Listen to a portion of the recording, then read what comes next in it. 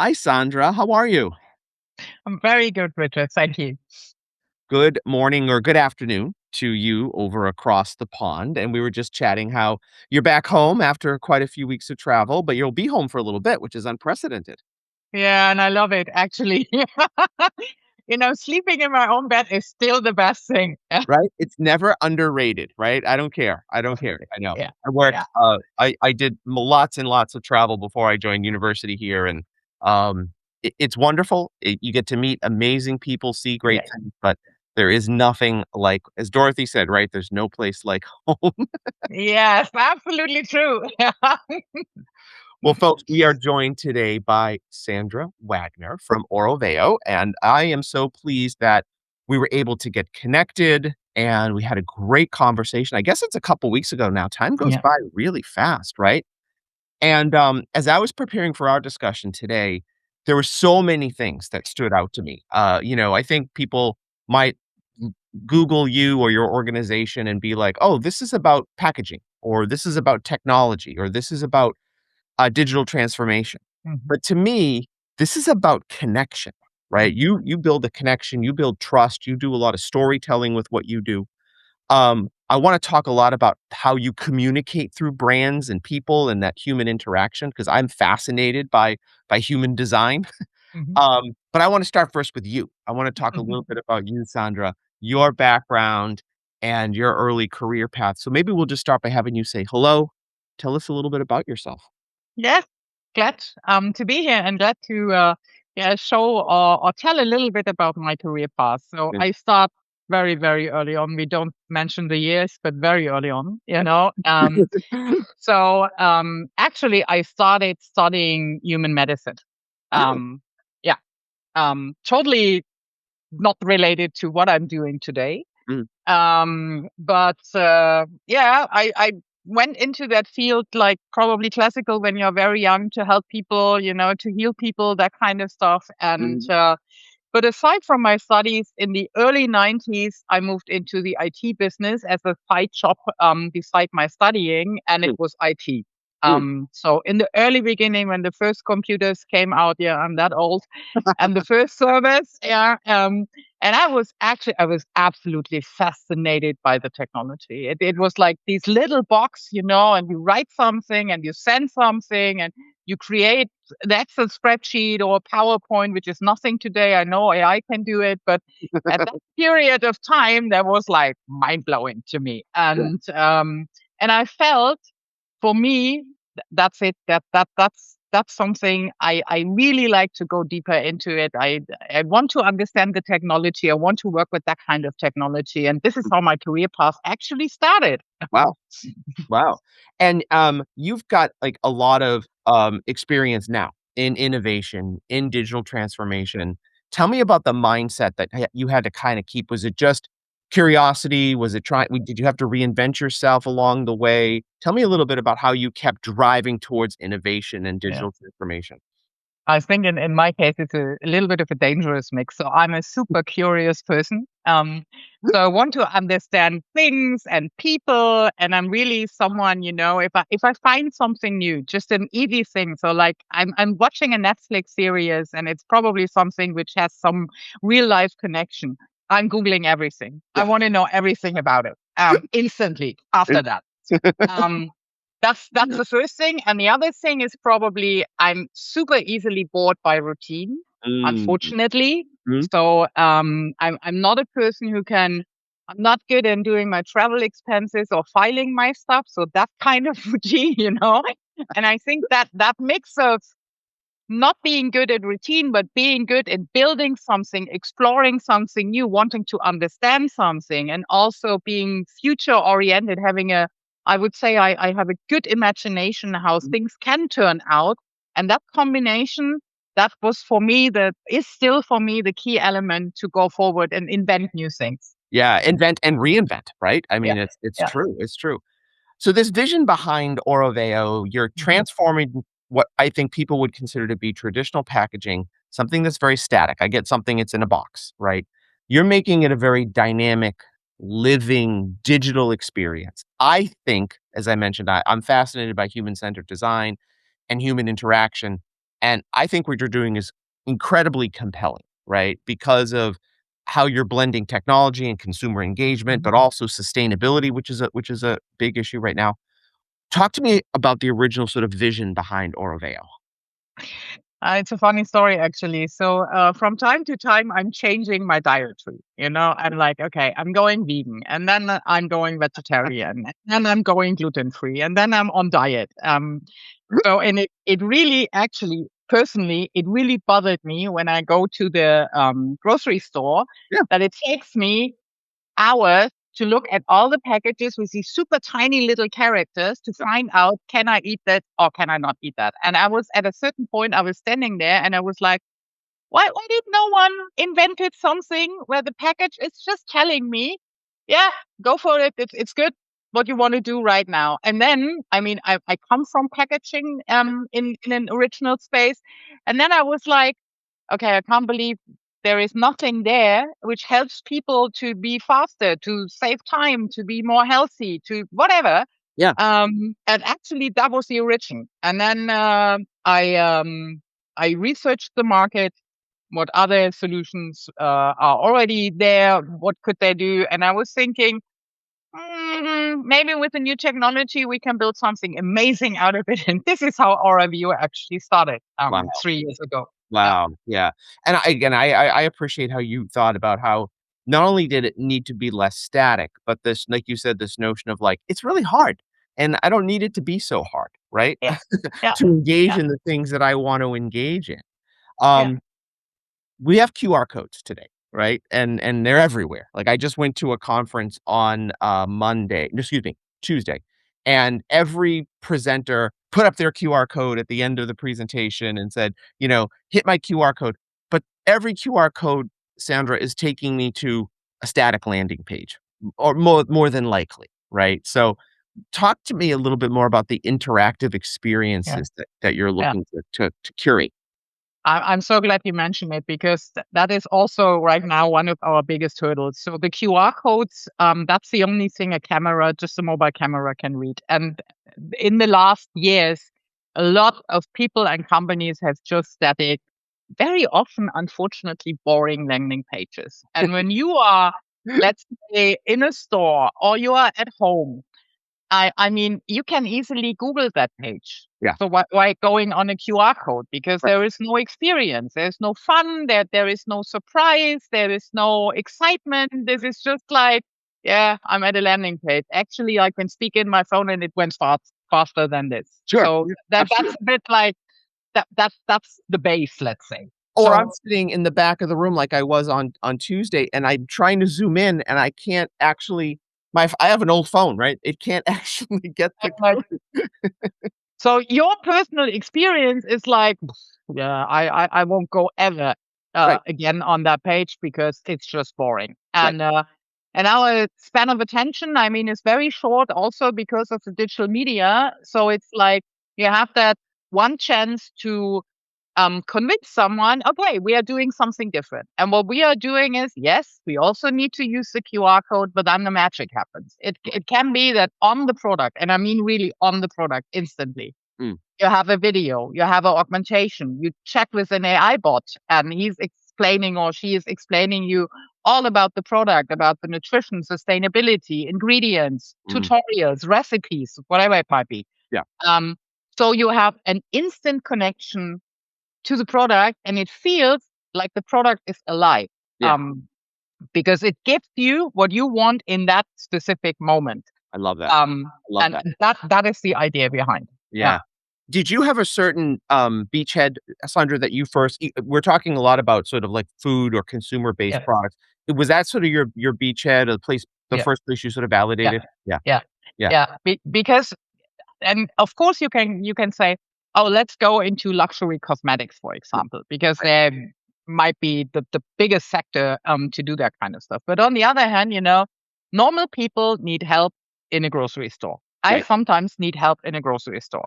And I hate to do, I mean it, I hate to do grocery shopping. This is for me one of the worst experiences. The stores are nice, I just hate it. You just And hate it? Yeah, but going there and saying, look, I want to know, is that, for example, gluten free? Or I want to know how to recycle a plastic package. Sure. Or I want to know if I have some cleaning for the house, can I combine that with another cleaning Mm. chemical? That kind of things. And I don't want to sit at home half an hour, Googling it and finding it out or asking the And AI. then going to the store. Yeah. Yeah. And yeah, I just want to have it when I see the products and I'm like, oh, that's a new one. And can that work out? So this is why we said, let's go to just normal stuff like food, beverage, Yeah. household goods, really the normal Yeah. stuff everyone has Everybody in their needs lives. Yeah. right, everybody needs, everybody buys. That's Yeah. that's great. I love that from a beachhead perspective, right? And sort of your early validation. Um, I never heard this term before until I started researching you and AuraVeo. What is a digital product passport? Yes. Mhm. That's mainly a European thing. Mm, There are some other countries who are also looking into it. It's like it's about transparency and trust so that you know where are the ingredients coming from. So it's mm, really like the full supply chain. mm, It's also about how to recycle, sustainability. So it's data mhm. for a product which covers the product itself and the ingredients and all else about it, but also covers regulatories when it comes to sustainability or the material of the package so that consumers really have full transparency about the product itself. O This is the digital product passport. okay, Yeah. good. Thank you for explaining that. Sandra, I'm gonna go out on a limb here, and I'm gonna Yeah. Sure.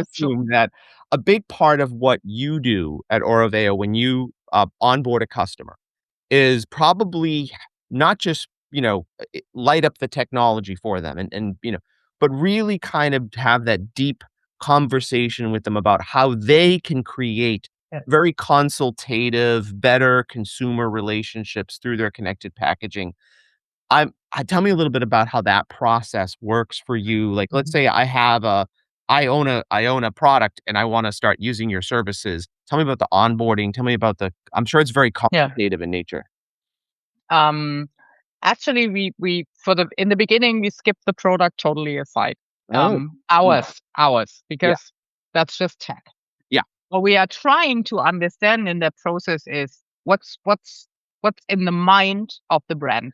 So Mm. what wants the brand to achieve? Is it about engagement? Is Yeah. it about telling a brand story? Is it about I want to distribute information? Is it about creating trust or loyalty of my consumers? So we really go deep into the story of the brand and the product and find out, okay, what is really your target with that kind of technology? Right. And then we are discussing concepts where we think that might be a good concept for the goal the brand has for their product. And then somewhere in the end comes the product and building everything. But it's really about listening, storytelling, motives behind it, the ones which you probably can't articulate right in the beginning, but you have that in the back of your mind and it's on your tongue and you try to get it out. So that kind of okay, really deep dive. What is it truly? What do you want to achieve? Because everyone will tell you in the beginning, everyone more sales. Yeah, Yeah. that's obvious. We got that. But what else? Yeah. Yeah. What other relationship are you trying to build, Yeah, right, with your yeah. customers through connected packaging? What are folks still sort of underestimating about this transformation? I think it's really depending if people are deep into technology or not. So if you someone you know a little bit of AI and you probably do some stuff at home with ChatGPT or even at work, you know somewhere it's on the horizon. Yeah. That's the first group, and the other group is like, yeah, but that's just the package. People throw it away. So we Mm. have these two groups. I think what they don't know right now and can't see, but what we see is this is a media channel. Yeah. I mean, we put every content on it which you can imagine. So Yep. that's a direct physical media channel where people have your physical brand ambassador in their hand. And that is your own media channel. It's not algorithms from other companies. It's really your own media channel. Mhm. And that kind of thinking in terms of this is not just about a QR code experience. This is really your own media channel. And you can use that to talk to your audience group because they already either have your product in their hand and want to buy that, Yeah. or already bought it. So you already have the right target group. And that kind of mindset shift and change and showing them what it is really behind all of that. Yeah. That is very often in meetings that people are like, oh my God, I never thought about like that. Yeah, yeah. It'll be so interesting to see how AI and immersive technology continues to reshape brand engagement, augmented reality, virtual reality, all these immersive technologies. Any predictions yet, Sandra? I from my in that particular space I am, and we already have that, is AI chatbots will be around the product, on the Yeah, product everywhere. makes sense. And maybe even in your household when, for example, you have a TV or a Right, music box or whatever, you no longer need to Google or find the instructions or whatever. You have an inside AI chatbot right. talking to you and saying, okay, we make need to make it better color, better whatever. And the system is just doing it on its own. So that will be, and probably there will be an orchestrator in your home, doing all the lights, TV, technical Yeah. things, the fridge, whatever it might be. Um, this is how I see the world, which is somehow a bit scary when you think Just about a it. little bit. You Yeah, know, yeah. Yeah. um, so it's like with all new things. You can imagine it, and then and it looks like it will come to that, and probably will be a lot of fun, and will be also a lot of other things around it. But I think there will be one home orchestrator in your house and manages everything, and is your counterpart to taking care of everything you have from a technical perspective. Well, yeah. Yeah. Well, as someone who had an issue with their, gas, fireplace, I have a gas fireplace in my great room, and who I had an issue with it this past week, and I'm digging around in my laundry room, Sandra, to try to find the instruction manual Yeah. for the Yeah. because that's our Yeah. I have a big box of all the instruction manuals in my laundry room, and now I'm looking, right, for this, and gosh, wouldn't it have been much easier to just have some sort of immersive experience with Yeah. the with the Yeah. appliance, right, at Yeah, that time. yeah, Yeah, yeah. yeah. And you don't even the best thing would be for me, you don't even need to be at home when a technician is coming, Sure. because the AI is opening the door, checking that everything is fine. So I don't need to stay at home if someone is coming and repairing something. That would be, and even making all the appointments and everything else, that would be perfect for me. Yeah, would Really, I mean it. Yeah. yeah, so, so true. I wanna shift a little bit. I wanna Mhm. talk a little bit about you as a leader. Again, I was looking at a lot of the work you've done, Sandra. You've really, you know, been innovative in sort of like leading innovation inside a very established industry like packaging. I'm sure that was challenging in and of itself, right? Kind of balancing what you could do practically with what your long-term vision was. What is leadership for Sandra Wagner? Very often it's fighting. I Um, love your honesty. yeah, very often it's fighting, not in a bad way. No, of course. Yeah, fighting for good. Yeah, It's more like I'm a visionary person, yeah, but I'm also a grounded person. Otherwise, I would be in a different industry. right. And then talking to colleagues who are probably not as visionary is very often that you feel rejected, or even people think, "Oh my God, she's crazy. That will Mhm, never happen." And so you have to be very resilient and mm, very, trusting yourself. And you learn patience, which yeah, is one of my hardest lessons. I have to admit that I'm not very patient, and so it's a lot of fighting, convincing people, showing really yeah, with numbers and other things. Look, this is really working. Even if you think it's not working, look at the numbers. It's really working. mm, Um, so you're always in this. If you are an innovator, not everyone will love you, right, and and that's one of the, let's say, side effects from it, and you just need to cope with it. So yeah, mm, on the other hand, a lot of people will follow you right, if you are an innovator. So it's yeah, always, for me, it's always about balance. mm, mm. This is more or less, so it's fighting and then retreating and fighting again and retreating again. It's a bit like that, actually. Yeah. I was working with a young female entrepreneur who is bringing a new product to market. She's very excited about it from a technical standpoint. Mhm. She believes that she has all of the knowledge that she needs to create the product technically and solve the problem and be impactful and deliver value. What she is worried about is she doesn't think that she has the leadership skills. She feels very unconfident, underconfident, I'm not sure what the Mhm. right word to use is there, Sandra, but that teams will not line up behind her, will not see her creativity, her experimentation, her resilience. Do you often, interact with young female leaders that feel the same way? What do you tell them? Yes. Yeah. Yes. First of all, build your own trust in yourself first. Mhm. Because if you don't trust your vision, your ideas, and Mhm. you still have that doubt, which is normal, everyone has doubts. I Yeah, have them too. sure. Quite normal.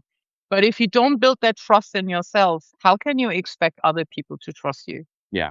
Because naturally, if you are a leader, and I mean that in the best possible way, people follow your strengths, your vision, your kindness, your personality, Mhm. and then they follow the tech and the business idea and all else. Yeah. Um, so it's really about trusting yourself, being yourself. And that's the hardest part. I have to say it. It's really the hardest part, and it might take a little while. It's not from the beginning. I think in my first year, when I was very young and I had my first leadership position, I was the worst leader in the world. I mean it.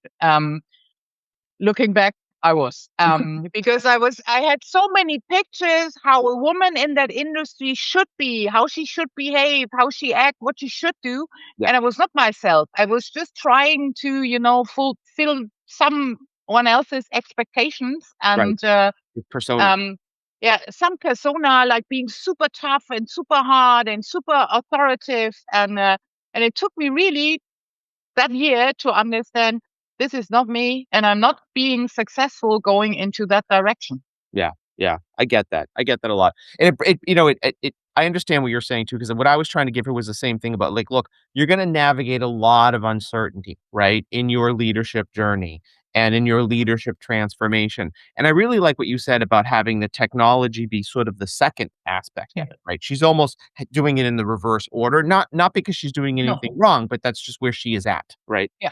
Yeah, Yeah. yeah, And it makes sense because when you create great technology or a great product, that gives you security. So I can fully understand that because this is like a little armor yeah. we all use it from time to time. Fair to admit it. Yep, yeah. And that helps you to just open or crack up the armor a little bit and put your nose out and just say, okay, now today I'm a little bit more myself. And that's a good trick to do it. Yeah. In your current season of Yeah. leadership in life, where do you feel you're at, Sandra? I mean, you would said something very, very, self-deprecating a minute ago when you said you were the worst leader in your early ages, but what season of leadership are you in now? I think I'm more patient, Mhm, which helps. I don't need anymore being always the top authority number one because it comes naturally with when you're growing older, you have a different presence in the room. So I don't have that competitive, ambitious thing I had before.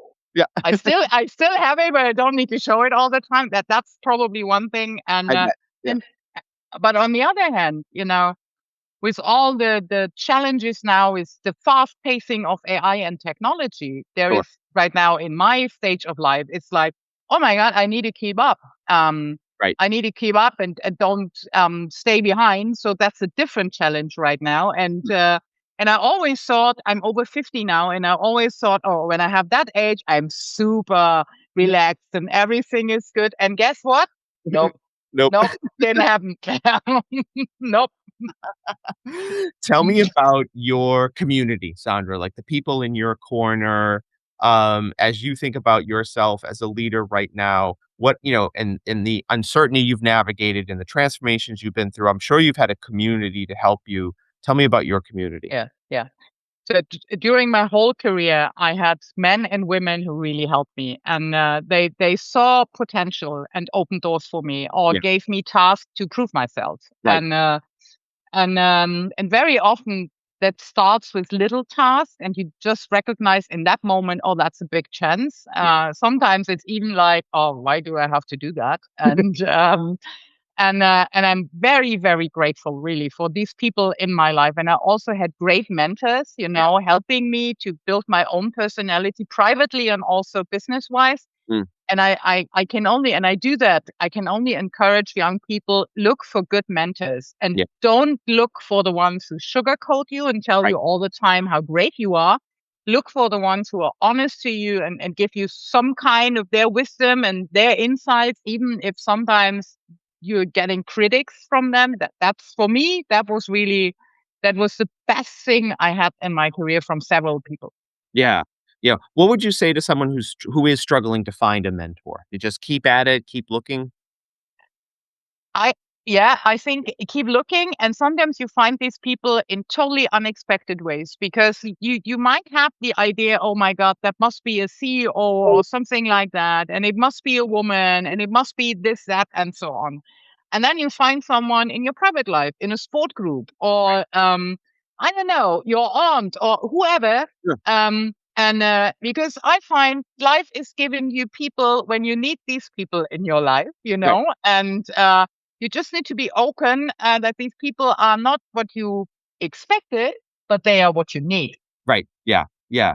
What excites you most, Sandra, as you're kind of moving forward now? I mean, beyond the AI and the immersive technologies and all of the reshaping that, AuraVeo is at the front end of as it turns to brand Yeah. engagement. What else excites you right now?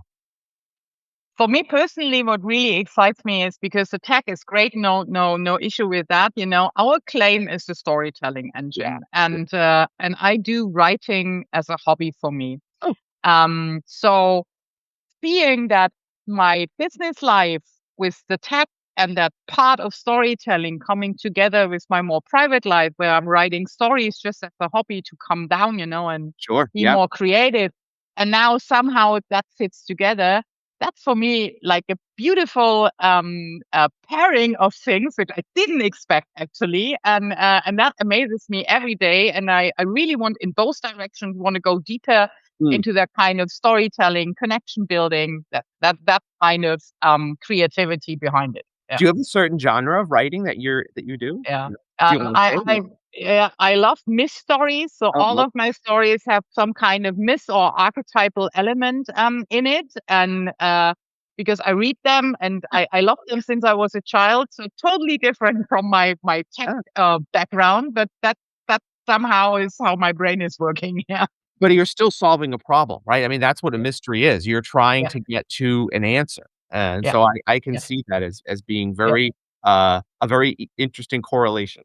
yeah, yeah. Yeah, yeah. Did you so you read mysteries as well? That's part of like your Definitely, yeah, definitely. Yeah, absolutely. yeah. Real And a good book is for me still one of the best things. It's just a good book, and then Sunday evening or afternoon, nothing around me, just reading, going into that world. That's perfect for me. Well, now this all makes sense when you're talking about if you're watching a documentary that's real life, you're immediately Googling Yeah. about the documentary. Yes. You're trying to learn everything about it and those kinds of Yes. things. Yeah, absolutely. Yeah.